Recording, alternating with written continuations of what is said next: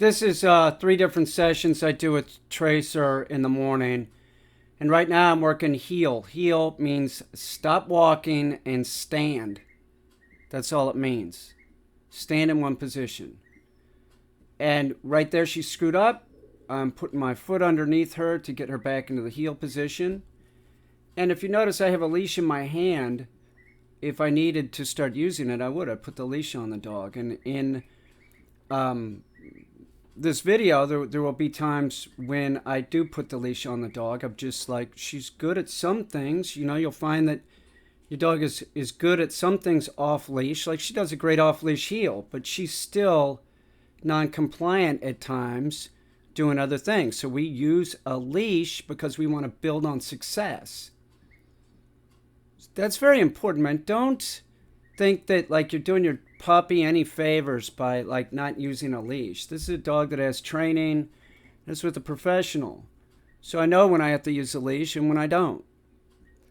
And she's doing great. Now, this drilling the dog like this is, you could do this with an older dog and you would be training the dog. And right here, I probably work her for about 2 minutes.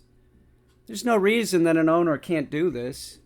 There isn't. And you find that it's relaxing. I like working with the dogs. My leg's killing me right now, but generally speaking, I really like working with the dogs. It's relaxing. I compare it to any of the martial arts. Practice makes perfect.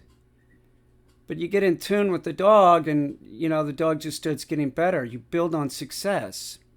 You can't build on negativity. If things are going bad, it's just going to, spin out of control. That's why we use a leash. You have to use a leash. She's doing great. She's got this. She's very good. She's a very good dog. And she can do a lot of things. But a lot of things she still also we're using the leash with. People are unrealistic.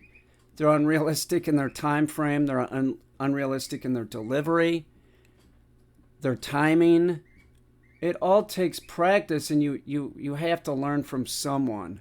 You have to. Now, here we're going to work reverse retrieves. And I've done some reverse retrieves with her off leash. And see, the problem is she's a puppy, so she just starts dropping it. She just gets too excited. So we're building on success. So I'm making sure that she drops it in there, and I'm making sure that that she's not missing the mark.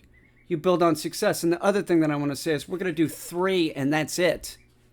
We're going to build on success. If I did like 20 of these, she's going to start screwing up, even though that she's on the leash. If you're doing a reverse retrieve or a retrieve, man, get a good retrieve and quit. Do you understand what I'm saying? Don't fucking make it miserable for the dog. She's good for about 3. And that's it, man. And then we'd go on and do something else. But we got success here, and that's all that's important.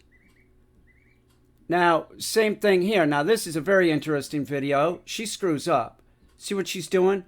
She's eating grass and she's putting stuff in her mouth. That's terrible. That's terrible. It's not acceptable. And so we're not getting success here.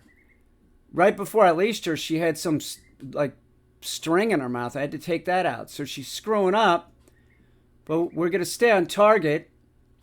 She's still doing it. Look at what I'm doing. I'm bringing out the e-collar.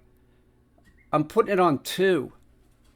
2 is just enough to make it annoying for her. And that's what I'm doing. 2, a human can't even feel it.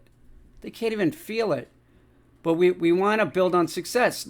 Now she's not grabbing grass on the ground. She might do it a couple more times before the video's over, but I'm going to correct her and make sure that we end on success, with success.